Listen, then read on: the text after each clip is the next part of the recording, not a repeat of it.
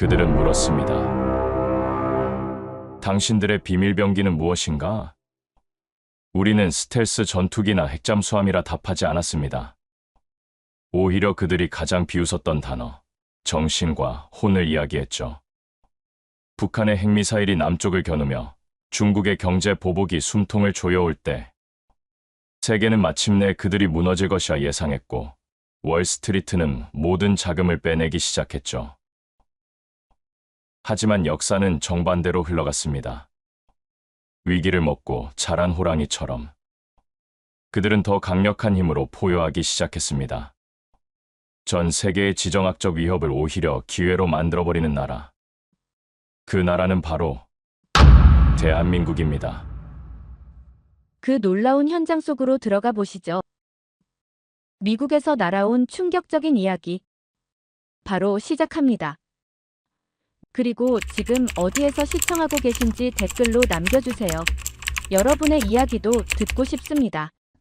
그 전에 잠깐 1초 만에 누를 수 있는 좋아요 버튼을 꾹 눌러주시면 영상 제작에 큰 힘이 됩니다. 그럼 바로 사연 시작하겠습니다. 안녕하세요. 제 이름은 리처드 맥네이입니다. 저는 지난 30년간 브뤼셀의 나토 본부에서 세계 권력의 미세한 균열과 거대한 지각 변동을 가장 먼저 감지하고 분석하여 미래의 흐름을 예측하는 임무를 수행해왔습니다. 제 보고서는 단 하나의 감정도 배제된 차가운 데이터와 냉철한 이성을 기반으로 작성되었기에 사람들은 때로 저를 감정 없는 기계에 비유하기도 했습니다.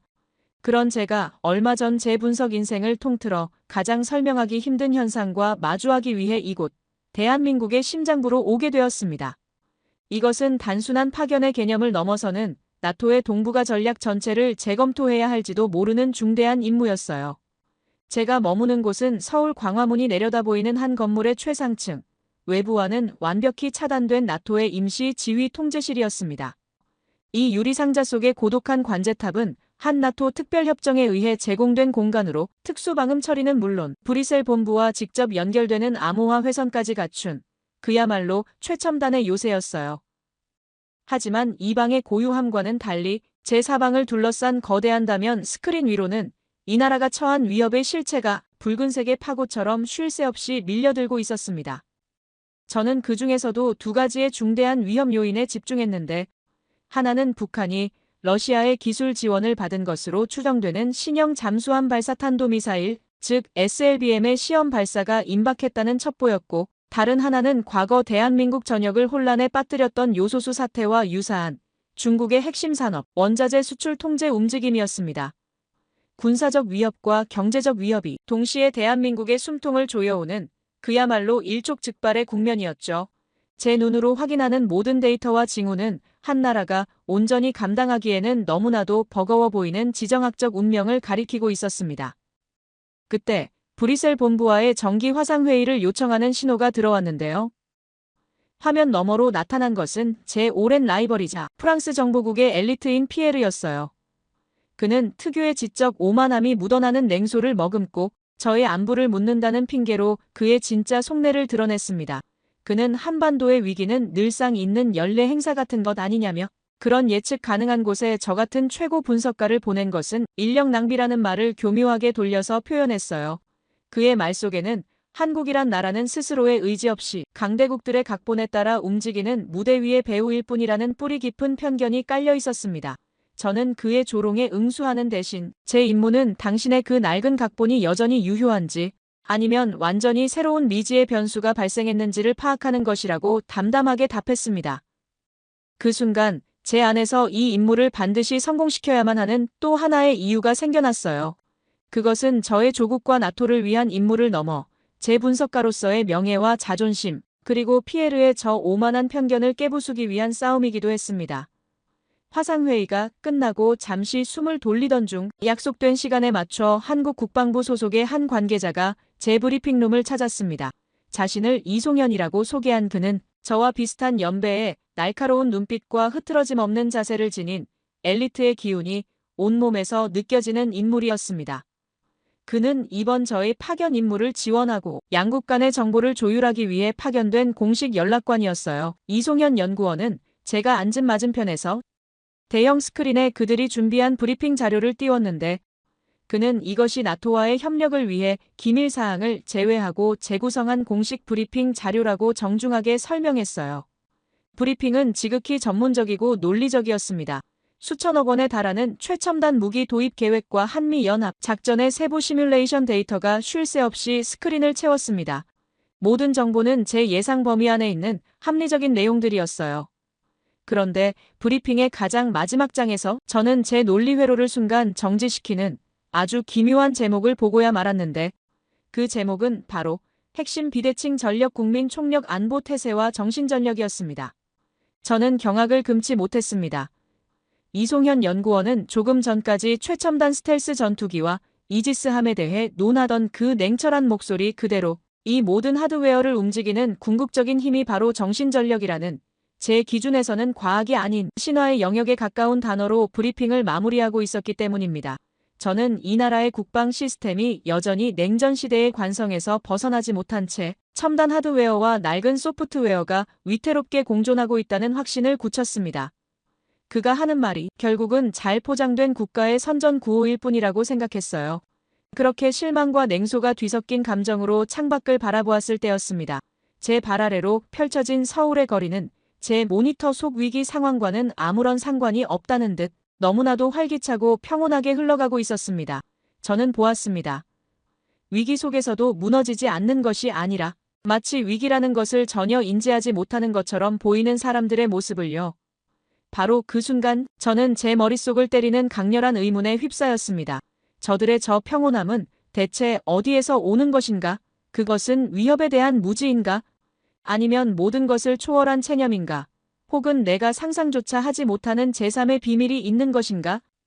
이것은 제 분석 모델에 입력되지 않은 설명 불가능한 변수였습니다. 이 거대한 의문의 실체를 파헤쳐야만 했습니다. 그것이 바로 피에르의 낡은 각본을 찢어버리고 이 나라의 진짜 모습을 담아낼 제 보고서의 첫 번째 장이 되어야만 했기 때문입니다.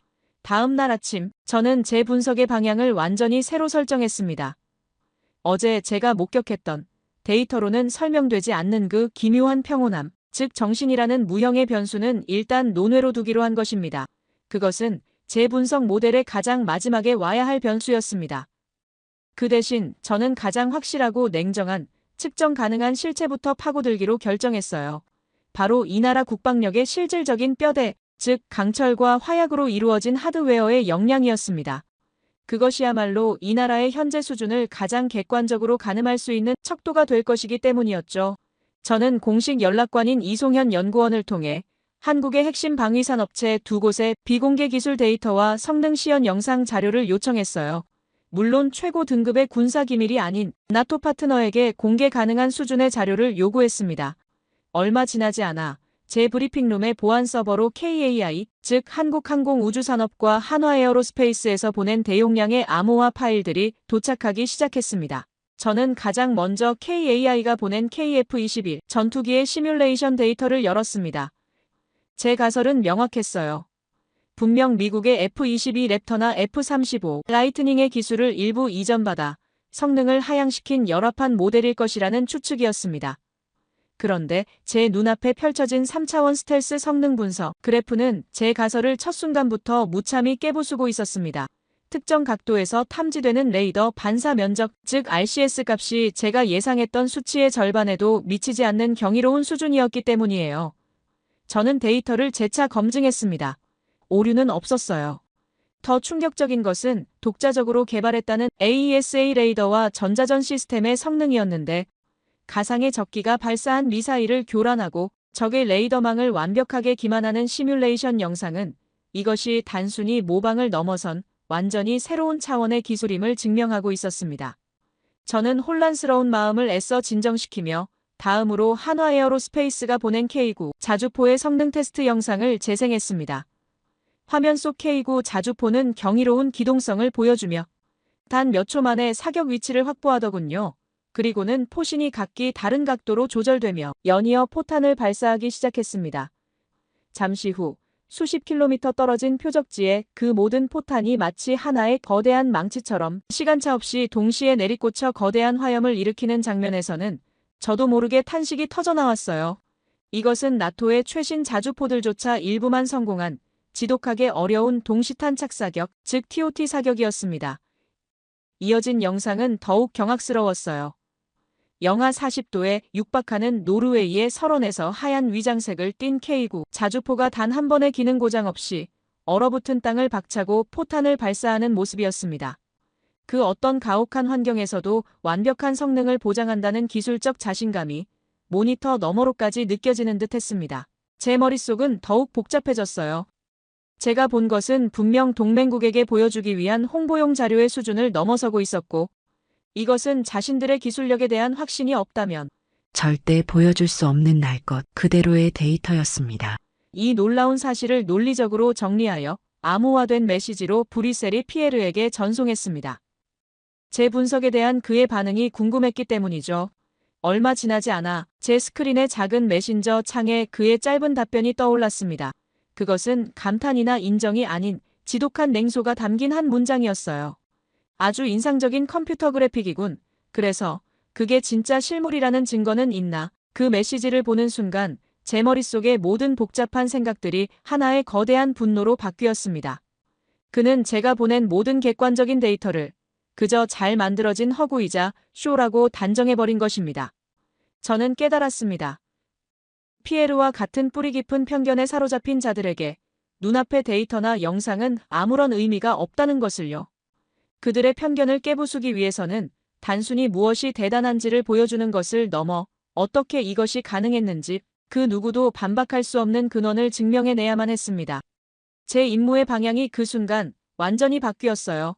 이제 이것은 단순한 위협평가 임무가 아니에요. 서구의 오만한 이성이 감히 상상조차 하지 못했던 이 경이로운 기술력의 뿌리를 파헤쳐 그들의 코앞에 증거로 들이밀어야 하는 제 모든 것을 건 지적인 전쟁이 시작된 것입니다. 저는 이 나라의 가장 깊은 곳에 숨겨진 비밀을 향해 한 걸음 더 나아가기로 결심했습니다. 피에르의 냉소적인 메시지는 제 분석가로서의 자존심에 불을 지폈어요. 저는 그날 밤 제 브리핑룸의 모든 통신을 차단하고 오직 저와 제 앞에 거대한 스크린만이 존재하는 완벽한 고독 속으로 들어갔습니다. 그리고 대한민국 국가적 재난 및 위기 극복 사례라는 키워드로 방대한 디지털 아카이브를 탐색하기 시작했는데 제 예상과는 달리 가장 상위에 랭크된 자료는 전쟁이나 금융위기에 대한 것이 아니었어요. 그것은 2007년 겨울 이 나라의 서해안을 덮쳤던 사상 최악의 기름 유출 사고에 대한 기록이었습니다. 저는 처음에는 의아했습니다. 해양 오염 사고가 어떻게 이 나라의 저력을 보여주는 사례가 될 수 있는가? 하지만 저는 곧 제 평생의 가치관을 뒤흔드는 거대한 충격과 마주하게 되었습니다. 영상은 검은 재앙이 휩쓸고 간 태안의 해변을 비추며 시작되었습니다. 생명력을 잃고 검은 기름띠로 뒤덮인 바다, 죽어가는 어패류, 그리고 삶의 터전을 송두리째 잃고 절망에 빠져 통곡하는 어민들의 모습은 그 자체로 하나의 거대한 비극이었어요. 제가 배운 위기관리 이론에 따르면 이 재앙의 결말은 너무나도 명확했어요. 수십 년에 걸친 지루한 법적 공방, 그리고 영원히 복구되지 못할 생태계, 그것이 제가 내린 합리적인 예측이었습니다. 그런데 바로 그 순간 다큐멘터리의 내레이션이 바뀌기 시작했습니다. 절망의 땅에 기적이 일어나기 시작했다는 것이었습니다. 화면은 삽시간에 뒤바뀌었고 전국 각지에서 몰려든 수많은 버스들이 좁은 시골길을 가득 메웠으며 그곳에서 내린 사람들은 남녀노소를 가리지 않았어요. 어린 학생들의 고사리 손부터 희끗한 머리의 노인들까지 그들은 약속이나 한 듯이 방제복을 입고 검은 해변으로 향했습니다. 그 수가 무려 123만 명에 달한다는 자막을 보는 순간 저는 제 눈을 의심했습니다. 정부의 강제 동원령도 그 어떤 거대 조직의 지시도 없었어요. 그들은 그저 내 나라의 아픔을 외면할 수 없다는 단 하나의 마음으로 스스로 이곳을 찾아온 이름 없는 시민들이었습니다. 그들이 만들어낸 광경은 경이로움을 넘어 차라리 비현실적이었죠. 수만 명의 사람들이 해변을 따라 거대한 인간띠를 만들고 양동이와 바가지로 검은 기름을 퍼나르고 있었습니다. 심지어 어떤 이들은 차가운 갯바위에 무릎을 꿇고 앉아 헌옷과 수건으로 바위 틈에 낀 기름때를 한 뼘 한 뼘 닦아내고 있었어요. 이것은 효율이나 논리의 영역이 아니었습니다. 이것은 오직 사람의 의지와 헌신만이 만들어낼 수 있는 위대한 희생의 파노라마였어요. 그 끈질기고 무모한 사투 끝에 불과 10년 만에 검은 바다가 다시 푸른 빛을 되찾았다는 기적 같은 결과를 확인하는 순간 저는 온몸에 흐르는 거대한 전율을 느꼈습니다. 이것이었군요. KF-21 전투기를 만들어낸 그 지독한 집념. 영하 40도의 혹한을 이겨낸 K고 자주포의 그 완벽주의, 그 모든 기술력의 유전자는 바로 저 검은 재앙 앞에서 기꺼이 인간띠를 만들어낸 위대한 공동체의 영혼 속에 숨 쉬고 있었던 것입니다. 뜨거운 심장의 힘을 확인한 제 머릿속은 이제 마지막 남은 질문을 향해 움직이기 시작했어요. 알겠다. 이들의 심장은 용광로처럼 뜨겁고 그들의 연대는 바다를 정화시킬 만큼 강력하다. 하지만 이 냉혹한 국제정치의 세계는 그런 힘만으로 살아남을 수 있는 곳이 아니었습니다. 중국의 경제 보복, 미국의 통상 압력, 이 거대한 파도를 이들은 대체 어떤 전략으로 막아내고 있는가? 이 뜨거운 심장을 보호하는 차가운 두뇌는 과연 존재하는가? 저는 이 마지막 퍼즐을 맞추기 위해 곧바로 이송현 연구원에게 연락해 한국 최고의 경제, 안보 전문가와의 긴급 화상회의를 주선해달라고 요청했습니다.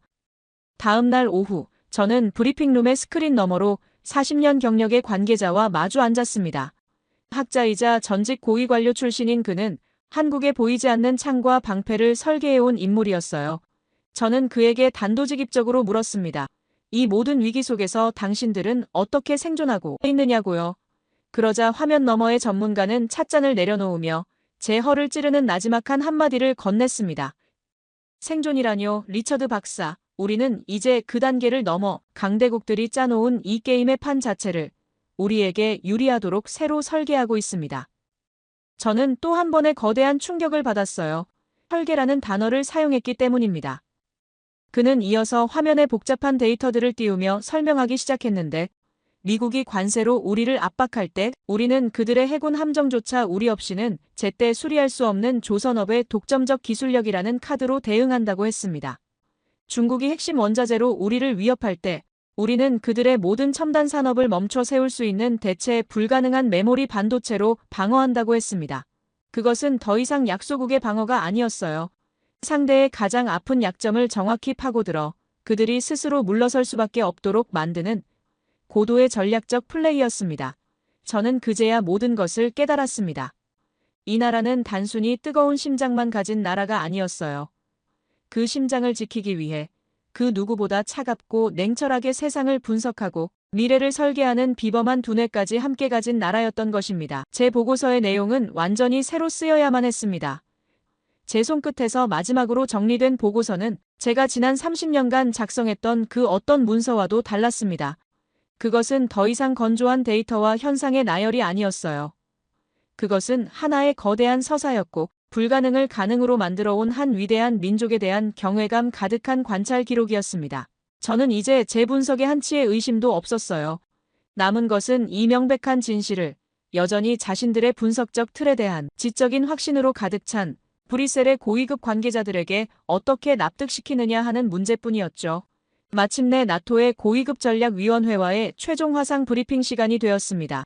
제 앞에 거대한 스크린 위로 유럽 각국을 대표하는 장성들과 정보기관의 수장들이 하나둘 모습을 드러냈는데 특히 제 라이벌인 피에르의 얼굴에는 제 보고서에 담겨 있을지 모를 감상적인 분석들을 논리적으로 반박할 준비를 마쳤다는 듯한 느긋한 자신감마저 감돌고 있었습니다.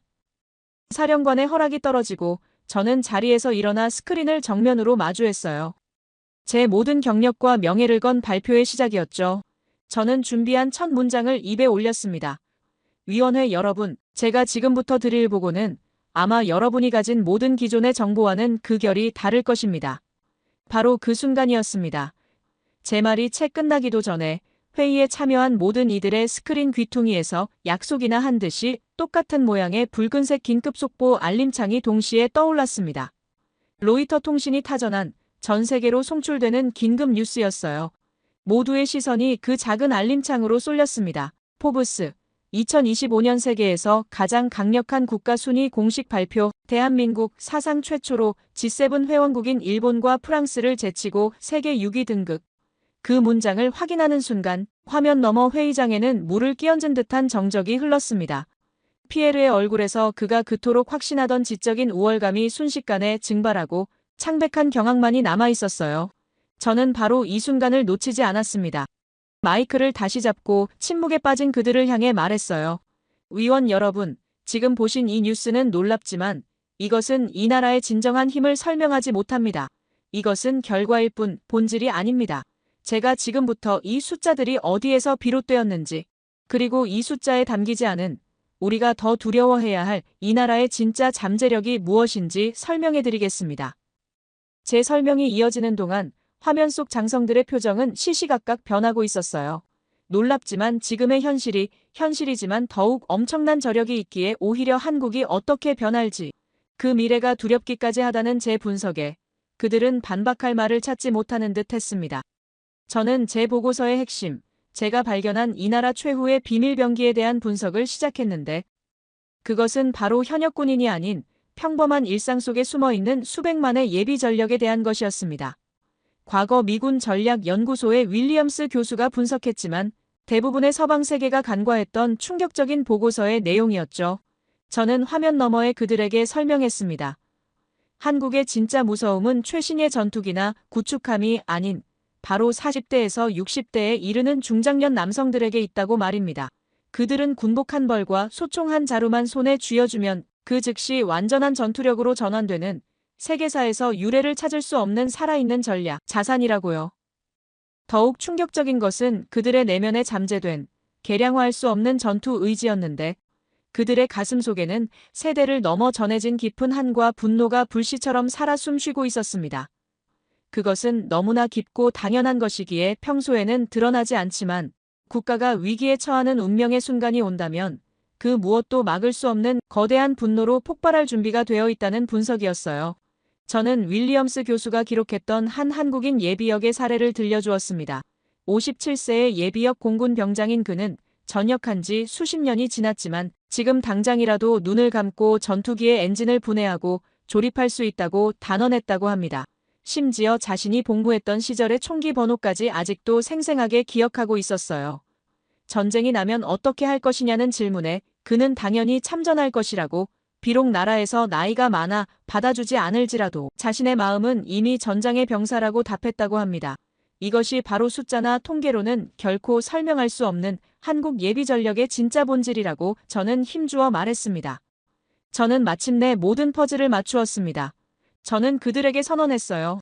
서울 한복판에서 단 하루 만에 여단급 전투부대를 소집하고 그들이 즉시 탱크와 자주포를 몰고 전투기를 조종하며 잠수함을 지휘할 수 있는 나라. 평범한 회사원과 자영업자의 모습, 혹은 은퇴한 어르신들이겠지만 그들의 가슴 속에는 언제든 폭발할 수 있는 전쟁의 불씨가 잠들어 있는 나라. 이것이 바로 제가 마주한 대한민국의 진짜 모습이라고요. 제 설명이 끝났을 때 화면 너머 백전노장의 장성들의 얼굴에서 회의주의는 완전히 사라지고 경외감과 함께 일말의 두려움마저 뒤섞인 복잡한 표정이 떠올랐습니다. 몇몇은 조용히 고개를 끄덕였고 피에르조차도 더 이상 반박할 의지를 잃은 채 그저 멍하니 스크린을 응시하고 있었습니다. 저는 마지막으로 제 보고서의 최종 결론을 낭독했어요. 이 나라는 스스로의 힘으로 세계 6위의 반열에 올랐다. 그러나 이것은 결코 정점이 아니다. 만약 한반도의 평화적 통일이라는 마지막 시나리오까지 더해진다면 한민족의 잠재력은 세계가 감당할 수 없는 수준으로 깨어날지도 모른다. 그러므로 우리의 전략은 이제 다시 쓰여야 한다. 적이라면 절대로 이들의 잠든 저력을 깨우는 실수를 범해서는 안 될 것이다. 이것이 제 보고의 전부입니다. 그 한마디에 회의실의 공기를 짓누르던 강철 같은 침묵에 비로소 가느다란 파문이 일었습니다. 아이비리그와 런던 정경대에서 세계를 숫자로 재단하는 법을 배운 이 시대 최고의 지성들은 그들의 이론으로는 도저히 설명될 수 없는 한국가의 서사 앞에서 그저 넋을 잃고 말았죠. 이윽고 회의 종료를 알리는 비정한 신호음과 함께 제 앞의 모든 스크린이 일제히 심연과 같은 어둠 속으로 사라졌습니다. 순식간에 다시 찾아온 브리핑룸의 완전한 정적 속에서 저는 자리에서 일어나 아주 천천히 창가로 다가갔어요. 제 발 아래 서울이라는 거대한 생명체는 잠들지 않은 채 수백만의 불빛으로 거대한 핏줄을 이루며 도도히 흐르고 있었습니다. 저는 더 이상 저 격렬한 빛의 흐름을 단순한 도시의 야경으로 치부할 수 없었습니다. 저것은 단순한 기적이나 우연의 산물이 아니었어요. 그것은 숫자로 결코 환원될 수 없는 세상에서 가장 불확실한 자산인 다음 세대의 가능성에 한 세대 전체가 자신의 모든 것을 송두리째 걸었던 숭고한 선택이 만들어낸 살아있는 증거였습니다. 귀국행 비행기는 한치 앞도 보이지 않는 어둠을 가르며 브뤼셀을 향해 유영하고 있었어요. 창 너머로 조금 전까지 제 발밑에서 고동치던 불빛의 강이 이제는 인간의 손으로 그려낸 아득한 별자리처럼 멀어지고 있었죠. 제게 부여된 공식적인 임무는 끝났지만 제 머릿속에서는 지난 시간들이 하나의 거대한 교향곡처럼 쉼없이 장엄하게 울려 퍼지고 있었습니다. 저는 노트북을 열어 나토 최고 사령부에 보낼 최종 보고서의 표지를 마지막으로 매만지기 시작했습니다. 수많은 데이터와 통계, 그리고 경이로운 증거들로 가득 찬 이 보고서에 사람들은 아마 피닉스 프로젝트 같은 신화적인 이름을 기대할지도 모릅니다. 하지만 저는 제 두 눈으로 똑똑히 목격했어요. 잿더미는 스스로 날아오를 수 없으며 신화가 현실이 되는 모든 위대한 역사의 중심에는 언제나 이름 모를 사람들의 피와 땀이 있었다는 것을요. 그래서 보고서의 제목은 이렇게 정했습니다. 한계 효용을 초월하는 잠재력에 대한 최종 고찰. 서울에서 발견한 비계량적 동인의 유기체적 연결성을 중심으로 제 보고서는 결국 그 위대한 사람들에 대한 기록이었습니다. 전쟁으로 모든 것이 파괴된 잿더미 위에서도 자식의 교육만큼은 포기할 수 없었던 아버지들. 서슬퍼런 독재의 총칼 앞에서 목숨을 걸고 민주주의라는 광장을 열었던 청년들. 그리고 검은 재앙이 모든 것을 삼켜버린 절망의 바다 앞에서 주저없이 서로의 손을 잡고 인간띠를 만들었던 이름 없는 시민들. 그들은 결코 박물관의 낡은 흑백 사진 속에 존재하는 영웅이 아니었습니다. 제가 서울의 거리 곳곳에서 스쳐 지나갔던 바로 그 평범한 얼굴들이었습니다. 저는 보고서의 가장 마지막 감사의 말을 적는 칸에 오랫동안 머물렀어요. 그리고 떨리는 손으로 이렇게 썼습니다. 이 보고서를 지정학적 운명론을 거부하고 불가능이라 불렸던 조국의 역사를 기적의 서사로 연금술처럼 바꾸어낸 대한민국의 위대한 아버지 세대이자 미래라는 가장 불확실한 가치에 자신의 인생 전부를 기꺼이 투자한 이름 없는 개척자들에게 바친다고요. 당신들의 청춘과 맞바꾼 이 나라의 눈부신 오늘은 그 어떤 최첨단 무기보다 강력한 방패이자 그 어떤 경제 지표보다 위대한 인류사적 성취라고 한 글자 한 글자 힘주어 기록했습니다. 저는 한 사람의 분석가로서 이곳에 왔지만 한 인간으로서 가장 깊은 차원의 경의와 존경을 배우고 돌아갑니다. 이제 숫자가 아닌 그 숫자를 만들어내는 사람의 마음과 영혼을 먼저 읽으려 노력하게 될 것입니다. 제 이야기를 끝까지 들어주셔서 감사합니다. 모두 안녕히 계세요. 오늘의 사연 어떻게 들으셨나요? 한평생을 차가운 데이터와 이성으로만 세상을 분석해온 외국의 최고 전문가가 우리나라를 직접 보고 느낀 생각들이라 더 흥미롭고 의미가 깊었던 것 같습니다. 어쩌면 우리는 너무 당연하게 생각해서 우리 스스로도 우리의 진짜 힘이 무엇인지 잊고 살았던 건 아닐까 하는 생각도 들더라고요. 최첨단 전투기나 미사일도 물론 대단하지만 결국 그 모든 것을 가능하게 만든 건 위기의 순간에 주저없이 손을 맞잡았던 우리 이웃들, 그리고 묵묵히 자기 자리를 지켜온 우리 아버지들의 보이지 않는 힘이 아니었을까요? 한 외국인의 눈에 비친 우리의 저력은 여기까지인데 과연 우리의 진짜 잠재력은 어디까지 뻗어나갈 수 있을까요? 그리고 앞으로의 세상은 우리를 또 어떻게 바라보게 될까요? 여러분의 생각을 아래 댓글에 남겨주세요. 곧이어 다음 영상으로 이어집니다. 여기 아시아를 이끌던 한 나라가 있었습니다. 그들의 자부심은 확고했고 내일은 언제나 그들의 것이었죠. 하지만 현실은 모든 것을 뒤바꾸어 놓았는데요. 안주를 선택한 거인과 혁신을 택한 이웃의 이야기. 10년차 베테랑 PD가 직접 마주한 충격적인 현장을 지금 전해드리도록 하겠습니다. 그 전에 잠깐 1초 만에 누를 수 있는 좋아요 버튼을 꾹 눌러주시면 영상 제작에 큰 힘이 됩니다. 그럼 바로 사연 시작하겠습니다. 안녕하세요. 저는 NHK 글로벌 다큐멘터리부 PD 야마모토 리카라고 합니다. 지난 10년간 세계 각국의 경제와 문화를 취재해왔는데 이상하게도 가장 가까운 나라인 한국만큼은 직접 취재해본 적이 없었습니다. 물론 개인적으로 한국 드라마를 즐겨보고 K-팝도 종종 듣곤 했지만 방송인으로서 한국을 진지하게 바라본 적은 없었던 것 같아요. 제게 있어 변화의 계기는 지난달 도쿄 시부야에서 있었습니다. 취재 중 우연히 만난 10대 청소년들이 한국의 최신 유행을 이야기하며 눈을 반짝이던 모습이 인상적이었죠. 그들에게 일본 아이돌이나 애니메이션은 더 이상 관심사가 아니었습니다. 대신 BTS의 새 앨범이나 블랙핑크의 공연, 그리고 넷플릭스의 한국 드라마를 열정적으로 이야기했어요. 더욱 놀라웠던 것은 그들이 단순히 한국의 문화만이 아닌 한국의 생활 방식과 시스템에도 깊은 관심을 보였다는 점입니다. 한국은 모든 게 스마트폰으로 해결되는데 우리는 왜 아직도 현금을 들고 다녀야 하나요? 라는 질문은 저에게 큰 충격으로 다가왔어요. 그날 이후 저는 한국의 경제 지표들을 찾아보기 시작했습니다. GDP 성장률, 수출 실적, 문화 콘텐츠 수출액. 모든 지표가 놀라운 성장세를 보이고 있었어요. 특히 1인당 GDP가 일본을 추월할 것이란 전망에 가슴이 철렁했습니다. 이렇게 알게 된 사실들은 더욱 충격적이었는데요. 반도체 시장 점유율 1위, 세계 최초 5G 상용화, 전기차 배터리 기술 세계 1위, 한국 문화 콘텐츠의 폭발적인 성장까지. 한때 이 모든 분야에서 우리 일본이 선두였다는 사실이 무색할 정도였습니다. 인상 깊었던 것은 세계 경제 포럼이 발표한 디지털 경쟁력 순위였어요. 한국은 계속 순위가 상승하는 반면 일본은 하락세를 면치 못하고 있었죠. 우리가 자부심을 가졌던 기술력과 혁신성이 이제는 다른 나라를 부러워해야 하는 상황이 된 것입니다. 우리 일본은 언제부터 이렇게 뒤처지게 된 걸까요? 한때 아시아의 선두주자였던 일본이 이제는 옆 나라의 발전상을 부러워하게 될 줄은 상상도 못했습니다. 지난주 도쿄의 한 카페에서 만난 젊은 직장인의 말이 계속 귓가에 맴돕니다. 일본은 마치 영원히 멈춰버린 것 같아요. 하지만 한국은 계속해서 앞으로 나아가고 있죠. 이 말에 담긴 무거운 현실을 직시해야 할 때가 온 것 같습니다. 결국 저는 한국 특별 취재를 제안했고 팀장님께서도 빠르게 승인해 주었어요. 아마도 저뿐만 아니라 많은 분들이 같은 의문을 가지고 있었던 것 같습니다. 인천공항으로 향하는 비행기 안에서 저는 취재 계획을 다시 한번 검토했어요. 단순한 한류 열풍을 넘어 한국이 이룩한 디지털 혁신과 경제 성장의 비결을 파헤치고 싶었습니다. 일본이 놓치고 있는 것은 무엇인지, 우리가 어떻게 변화해야 하는지에 대한 해답을 찾겠노라 다짐했어요.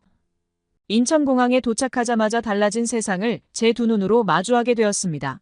입국장에서 눈에 띈 것은 현금이나 카드 없이 스마트폰만으로 모든 것을 해결하는 사람들의 모습이었어요. 제 손에 들린 현금 다발이 오히려 낯설어 보일 정도였죠. 입국 수속을 마치고 공항 철도를 타기 위해 자동 발매기 앞에 섰을 때 첫 번째 당혹감이 밀려왔어요. 기계가 제가 내민 일만엔 지폐를 완강히 거부했기 때문입니다. 옆에서 지켜보던 한국분이 친절하게 알려준 방법은 놀랍게도 스마트폰으로 QR코드를 스캔하는 것이었습니다. 경악을 금치 못한 채 저는 서울에 도착하자마자 호텔에 짐을 풀고 근처 편의점으로 향했습니다. 일본의 편의점은 현금 결제가 대부분이지만 한국은 달랐습니다. 물을 집어들고 계산대 앞에서 지갑을 열자 주변 사람들의 의아한 시선이 느껴졌어요. 직원조차 현금 거스름 돈을 찾는데 시간이 걸릴 정도로 현금 결제가 낯설어 보였죠. 한국의 편의점에서는 모든 게 스마트폰 하나로 해결되었습니다. 결제는 물론 적립 포인트와 쿠폰까지 디지털화되어 있었죠. 계산대 앞에서 스마트폰을 꺼내드는 순간부터 결제 완료까지 걸리는 시간은 단 2초. 이런 편리함을 보며 일본의 현금 문화가 얼마나 비효율적인지 통감했습니다. 그렇게 저는 편의점에서 나와 지하철역으로 향하는 발걸음이 무거웠어요. 일본의 복잡한 지하철 시스템이 떠올랐기 때문입니다. 하지만 서울의 지하철은 제 예상을 완전히 뒤엎었는데요. 우선 모든 역에 설치된 스크린 도어가 인상적이었습니다. 일본에서는 아직도 일부 역에만 설치되어 있는 것과 대조적이었죠. 더욱 놀라운 것은 환승 시스템이었습니다. 일본에서는 환승할 때마다 새로운 티켓을 발권하거나 추가 요금을 지불해야 하는 경우가 많은 것에 비해 서울에서는 스마트폰 하나로 모든 노선을 자유롭게 이용할 수 있었습니다. 실시간으로 제공되는 도착 정보와 환승 경로 안내는 마치 미래의 교통 시스템을 보는 것 같았어요. 인상 깊었던 것은 지하철 내부의 디지털 안내 시스템이었습니다. 각 칸마다 설치된 대형 디스플레이는 실시간으로 위치 정보와 환승 정보를 제공했고 심지어 혼잡도까지 알려주었어요. 일본의 지하철에서 종이로 된 노선도를 들여다보며 길을 찾던 제 모습이 문득 부끄러워졌습니다. 지하철 내부는 놀랍도록 깨끗했고 와이파이는 물론 휴대폰 충전기까지 비치되어 있었어요. 이용객들은 스마트폰으로 영화를 보거나 게임을 하며 여유롭게 이동했습니다. 반대로 일본의 지하철에서는 아직도 와이파이 연결이 불안정하고 대부분의 사람들이 종이책이나 신문을 보는 것이 일상적인 풍경이었죠. 이런 첨단 시스템을 경험하면서 일본의 대중교통이 얼마나 아날로그에 머물러 있는지 뼈저리게 느꼈어요. 한때 세계 최고의 대중교통 시스템을 자랑하던 일본이 이제는 서울을 따라가기에 급급한 모습이 안타깝기만 했습니다. 이렇게 편의점과 지하철에서 겪은 경험들은 제게 큰 충격을 주었어요. 이것은 단순한 기술의 차이가 아닌 미래를 향한 발걸음의 속도 차이였습니다. 해가 저물고 강남 거리로 나섰을 때 또 다른 차원의 도시를 마주하게 되었어요. 한국은 밤 10시가 넘었는데도 거리는 여전히 활기찼습니다. 24시간 영업하는 식당들, 늦은 시간까지 문을 연 카페들, 그리고 끊임없이 오가는 배달 오토바이들.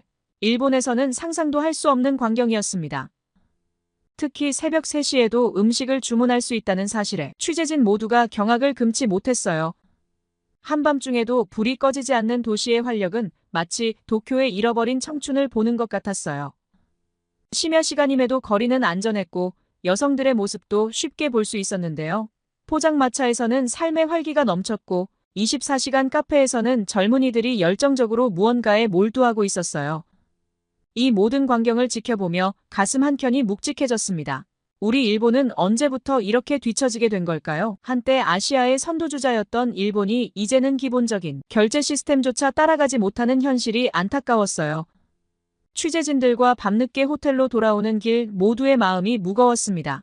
누군가 우리는 시간이 멈춘 것 같다고 말했고 다른 누군가는 이대로 가다간 영영 따라잡지 못할지도 모른다며 걱정했죠. 첫날 취재를 마치며 든 생각은 이것이 단순한 기술의 차이가 아니라는 점입니다. 변화를 받아들이는 자세, 혁신을 향한 열정, 그리고 더 나은 미래를 위해 끊임없이 도전하는 정신. 우리가 잃어버린 것은 어쩌면 이런 것들인지도 모르겠어요. 다음 날 아침, 강남역 스타트업 밀집 지역으로 향했습니다. 일본의 젊은이들이 대기업만 바라보고 있는 동안 이곳의 청년들은 자신만의 길을 개척하고 있었어요. 강남 테헤란로의 높은 빌딩들은 실리콘밸리를 연상시켰는데 작년 기준으로 이 지역에만 5,000개가 넘는 스타트업이 있다는 통계는 놀라웠습니다. 더욱 충격적인 것은 창업자들의 평균 연령이었는데 한국스타트업진흥원의 자료에 따르면 창업자의 35%가 20대, 45%가 30대 초반이었습니다. 최근 일본 경제산업성의 조사 결과가 떠올랐어요. 일본의 20대 청년 중 창업을 고려하는 비율이 고작 4%에 불과했고 이는 OECD 국가 중 최하위 수준이었습니다. 한편 한국은 20대의 창업 의향이 28%에 달했어요. 이러한 차이는 어디에서 오는 것일까요? 가장 큰 차이점은 실패에 대한 인식이었습니다. 일본에서는 한 번의 실패가 평생의 오점으로 남아요. 취업은 물론 결혼까지 영향을 미치는 현실에서 누가 감히 안정된 길을 벗어나려 하겠습니까? 하지만 한국의 청년들은 달랐어요. 실패를 경험으로 여기는 문화가 형성되어 있었고 재도전을 지원하는 제도적 장치도 탄탄했습니다. 정부 지원 정책의 차이도 컸어요. 한국은 청년 창업가에게 최대 1억 원의 지원금과 함께 사무공간 멘토링까지 제공하고 있었습니다. 그러나 일본의 창업 지원은 복잡한 행정 절차와 보수적인 심사 기준으로 인해 실효성이 떨어졌어요. 기업 문화의 차이도 주목할 만했습니다. 일본의 대기업들은 여전히 종신 고용을 강조하며 안정성을 최우선 가치로 삼고 있었어요. 이런 환경에서 젊은이들은 창업이라는 위험한 도전보다 안전한 취업을 선택할 수밖에 없었습니다. 반면 한국의 대기업들은 스타트업과의 협력과 투자를 활발히 진행하고 있었어요. 삼성, 네이버, 카카오 등은 적극적으로 스타트업을 발굴하고 육성했습니다. 이는 자연스럽게 창업 생태계의 선순환으로 이어졌는데 교육 시스템의 차이도 간과할 수 없었어요. 일본의 교육은 여전히 안정적인 직장 찾기에 초점이 맞춰져 있어요. 학생들은 좋은 대학에 들어가고 유명 기업에 취직하는 것이 최고의 성공으로 여겨지고 있죠. 이런 획일화된 성공 공식 속에서 창의성과 도전 정신은 점점 사라져가고 있습니다. 그렇지만 한국은 초등학교부터 창업 교육을 실시하고 있었어요. 아이들은 어린 시절부터 자신만의 아이디어를 발표하고 프로젝트를 진행하며 기업가 정신을 배우고 있었습니다. 대학에서는 창업 동아리 활동이 활발했고 실제 창업으로 학점을 인정받는 제도까지 있었어요. 심지어 일부 대학은 창업 휴학 제도를 도입해 학생들의 도전을 적극 지원하고 있었습니다. 이런 현실을 목격하며 일본 청년들의 미래가 더욱 걱정되었어요. 한때 세계 2위 경제대국이었던 일본이 이제는 청년들의 도전 정신마저 잃어가고 있었기 때문입니다. 더욱 안타까운 것은 일본 청년들이 이러한 현실에 순응하고 있다는 점이었어요. 안정성이라는 이름으로 포장된 안주의식이 그들의 날개를 묶어두고 있었습니다. 한국의 청년들이 글로벌 시장을 향해 날갯짓할 때 일본의 청년들은 안전한 둥지를 벗어나지 못하고 있었어요. 실리콘밸리, 유럽, 동남아시아를 누비며 시장을 개척하는 한국의 젊은 창업가들을 보며 일본의 청년들이 떠올랐습니다. 해외 진출은커녕 국내 시장에서조차 도전을 주저하는 모습이 안타까웠어요. 변화는 시급합니다. 단순히 창업 지원금을 늘리는 것이 아닌 사회 전반의 인식 변화가 필요해요. 실패를 용인하고 도전을 장려하는 문화가 정착되어야 합니다. 교육 현장부터 변화가 시작되어야 해요. 정답만을 요구하는 교육이 아닌 질문하고 도전하는 교육으로 바뀌어야 합니다. 그렇지 않으면 이 격차는 더욱 벌어질 것이고 결국 일본의 미래 경쟁력마저 잃게 될지도 모릅니다.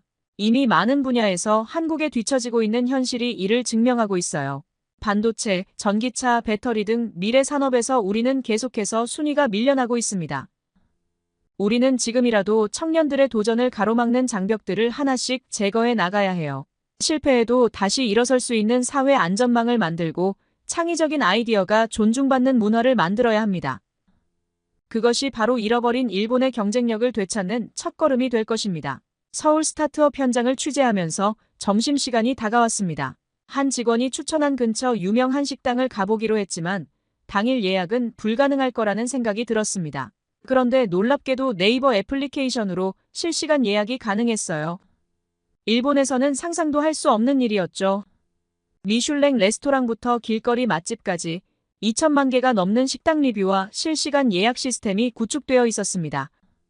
더구나 예약부터 결제, 리뷰 작성까지 하나의 플랫폼에서 모두 해결되는 점이 너무 부러웠어요. 취재 중에 필요한 각종 행정 서류를 발급받으면서 한국과 일본의 차이를 더욱 실감하게 되었는데요. 일본에서는 각종 증명서 하나를 받기 위해 관공서를 직접 방문하고 수많은 도장을 찍어야 했지만 한국의 현실은 달랐습니다. 스마트폰 하나로 모든 것이 해결되었어요. 한국의 행정처리 속도는 일본의 3배가 넘는다는 통계를 접한 적이 있었는데 이제야 그 의미를 실감하게 되었습니다.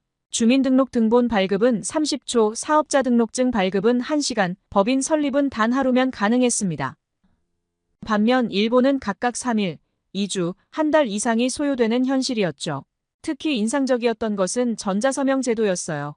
일본에서는 아직도 실인감 도장과 인감증명서가 필수지만 한국은 이미 2000년대 초반부터 전자서명을 법적으로 인정하고 있었어요. 덕분에 계약이나 각종 신청 절차가 간소화되어 있었습니다. 공공데이터 개방과 활용도 큰 차이를 보였어요.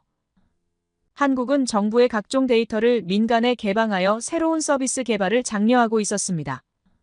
덕분에 교통, 날씨, 부동산 등 다양한 분야에서 혁신적인 서비스들이 탄생하고 있었어요. 이런 차이가 발생한 근본적인 이유를 파헤치면서 더욱 뼈아픈 현실과 마주하게 되었습니다. 단순한 기술의 차이가 아닌 위기를 기회로 전환한 한국과 안주를 선택한 일본의 극명한 차이였어요. 한국은 1997년 IMF 외환위기라는 국가적 위기 상황에서 과감한 선택을 했습니다. 전자정부 추진위원회를 설립하고 행정 업무의 전면적인 디지털화를 시작했어요. 2001년에는 전자정부법을 제정하여 법적 기반까지 마련했습니다. 위기 속에서 미래를 준비한 것이죠. 일본은 잃어버린 20년 동안 변화의 기회를 놓쳤습니다. 버블 경제 붕괴 이후에도 기존의 아날로그 시스템을 고수했고 팩스와 도장 문화에 안주했어요. 충격적인 것은 2021년까지 디지털 전환을 총괄하는 정부 조직조차 없었다는 사실입니다. 최근 발표된 UN 전자정부 평가에서 한국은 3회 연속 세계 1위를 차지했지만 일본은 14위에 그쳤습니다. 더욱 충격적인 것은 행정 서비스의 디지털화율 차이입니다. 한국이 98%를 달성했지만 일본은 고작 7.5%에 머물러 있어요. OECD 회원국 중 최하위 수준입니다. 코로나19 상황은 이러한 격차를 더욱 극명하게 보여줬는데 한국이 디지털 기술을 활용해 신속하게 재난지원금을 지급하고 방역체계를 구축할 때 일본은 수작업으로 서류를 처리하느라 막대한 시간과 비용을 낭비했습니다. 도쿄도의 경우 지원금 신청 서류 처리를 위해 공무원 400명을 추가 투입해야 했다는 사실은 일본의 현주소를 적나라하게 보여줬어요. 더욱 안타까운 것은 일본의 관료주의적 문화입니다. 새로운 시스템을 도입하려면 최소 10개 이상의 부서 승인이 필요하고 한 부서라도 반대하면 전체 계획이 무산됩니다. 도장 문화에 익숙한 기성세대의 저항도 강해서 디지털 전환은 늘 후순위로 밀려나고 있어요. 세계경제포럼이 발표한 디지털 경쟁력 순위에서도 일본은 계속해서 순위가 하락하고 있습니다. 2023년 기준 28위로 아시아에서는 싱가포르, 한국, 중국에도 뒤처진 상황입니다. 이대로 가다간 선진국의 지위마저 위협받을 수 있다는 우려가 커지고 있어요. 행정 시스템의 현격한 차이를 실감한 후 잠시 여유를 찾아 한강공원으로 향했습니다. 주말 오후에 한강공원은 활기로 가득했습니다. 산책하는 어르신들, 피크닉을 즐기는 가족들, 러닝이나 라이딩을 즐기는 젊은이들로 북적였어요. 눈에 띈 것은 한강변을 따라 늘어선 편의시설이었습니다. 24시간 운영되는 편의점, 문화공연장, 자전거 대여소 등이 조화롭게 어우러져 있었어요. 일본의 공원들이 단순한 휴식 공간에 그치는 것과는 확연히 달랐습니다. 그렇게 길을 걷고 있는데 아파트 노래가 주변에서 심심찮게 들려왔어요. 요즘 아파트 노래가 정말 인기가 많구나 하는 생각이 들었죠.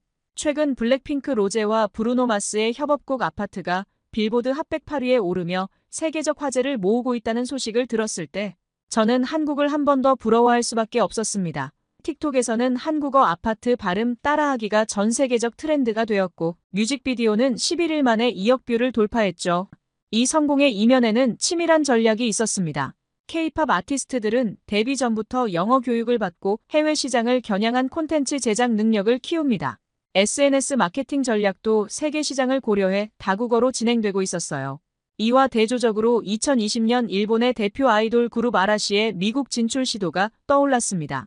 당시 아라시는 브루노 마스에게 70억 원을 지불하며 미국 진출용 곡을 의뢰했고 빌보드 1위를 할 경우 추가로 30억 원을 지급하겠다는 파격적인 제안까지 했습니다. 하지만 결과는 참담했어요. MTV와 GMA 출연이 예정되어 있었지만 취소되었고 미국 아이튠즈 차트 530위로 진입 후 곧바로 차트 아웃되었습니다. 브루노 마스는 이후 이 협업에 대해 언급조차 하지 않았고 미국 토크쇼에서 관련 질문을 받았을 때 불편한 기색을 감추지 못했다고 합니다. 이러한 차이는 단순한 우연이 아닙니다. K-팝은 체계적인 트레이닝 시스템과 글로벌 마케팅 전략으로 세계 시장을 공략하지만 일본의 아이돌 산업은 여전히 자국 시장에만 집중하고 있었어요. 실제로 일본 음악 시장의 90% 이상이 자국 음악이며 해외 진출에 대한 관심도 상대적으로 낮은 편입니다. 더욱 놀라운 것은 디지털 전환의 차이였습니다. K-팝 산업은 이미 2010년대 초반부터 유튜브와 SNS를 적극 활용하는데 일본은 여전히 CD 중심의 전통적인 음반 산업에 머물러 있었어요. 2022년 기준 일본 음악 시장에서 CD 판매가 차지하는 비중이 여전히 70%를 넘는다는 사실이 이를 잘 보여줍니다. 한국의 엔터테인먼트 기업들은 글로벌 시장에서 주목받는 성과를 이어가고 있습니다. 하이브는 미국 나스닥에 상장되었고 사우디아라비아의 K-팝 경영대회를 여는 등 세계화 전략을 가속화하고 있어요. 이에 반해 일본의 대형 연예 기획사들은 여전히 국내 시장 중심의 보수적인 경영을 이어가고 있습니다. 이런 현실을 마주하며 가슴 한켠이 무거워졌습니다. 한때 세계 문화를 선도하던 일본이 이제는 한국의 문화 산업을 부러워하는 처지가 된 것이 안타까웠어요. 한국의 문화적 성공을 목격한 후 마지막 취재지로 송도 스마트시티를 찾았는데요. 이곳은 한국이 그리는 미래의 모습을 한눈에 보여주는 곳이었어요. 도시 전체가 하나의 거대한 실험실처럼 느껴졌습니다. 특히 주목할 만한 것은 자율주행 버스 시범 운행 계획이었습니다. 레이더, 라이다, 카메라 등 첨단 센서를 활용해 주변 환경을 실시간으로 분석하는 기술이 눈에 띄었어요. 한국은 이미 도심 지역과 대중교통 밀집 구역에서 시범 운행을 준비하고 있었어요. 이는 교통 체증 해소와 대기오염 감소에도 큰 기여를 할 것으로 기대되고 있습니다. 현대자동차의 수소전기차 실증단지도 방문했는데요. 일본의 도요타가 수소차 개발에 주력하고 있지만 시장 반응은 한국이 앞서고 있었어요. 전기차 분야에서는 현대차가 테슬라에 이어 세계 2위 판매량을 기록하고 있다는 사실이 충격적이었습니다. 일본이 한국을 이길 수 있는 게 이제 무엇이 있을까를 생각하게 되더군요. 더욱 놀라운 것은 스마트시티 통합관제센터였어요. 도로, 교통, 통신, 에너지 등 도시의 모든 인프라가 하나로 통합되어 있었죠. AI가 실시간으로 데이터를 분석하고 도시 전체의 효율을 최적화하고 있었습니다. 일본의 슈퍼시티 구상이 아직 계획 단계에 머물러 있는 것과는 큰 차이였어요. 일주일간의 취재를 마치며 이 모든 경험을 어떻게 일본 시청자들에게 전달할지 고민이 깊어졌습니다. 단순히 한국의 발전상을 보여주는 것을 넘어 일본의 변화가 얼마나 시급한지를 전달해야 했어요. 우리가 놓친 10년의 의미를 시청자들이 제대로 이해할 수 있도록 해야 했습니다. 강조하고 싶은 것은 한국의 성공이 결코 우연이 아니라는 점인데요. IMF 위기 이후 과감한 구조 조정과 디지털 전환, 청년들의 도전 정신, 그리고 정부의 적극적인 지원이 있었기에 가능한 일이었어요. 하지만 일본은 과거의 영광에 안주하며 변화의 시기를 놓쳐버렸죠. 귀국 후 첫 방송에서는 잃어버린 10년, 그리고 다가올 10년이라는 주제로 특집 다큐멘터리를 제작하려 합니다. 한국의 현재가 일본의 미래가 되지 않도록 우리가 지금 당장 시작해야 할 변화가 무엇인지 제시하고 싶어요. NHK 특파원으로서 마지막 취재를 마무리하며 한 가지 확신이 들었습니다. 지금이야말로 일본이 변화해야 할 때라는 것입니다. 이 취재가 일본의 새로운 변화의 시작점이 되기를 바라며 제 이야기를 마무리하겠습니다. 다음 특집에서는 이번 취재를 바탕으로 일본의 미래 전략을 더 깊이 있게 다루도록 하겠습니다. 모두 안녕히 계세요.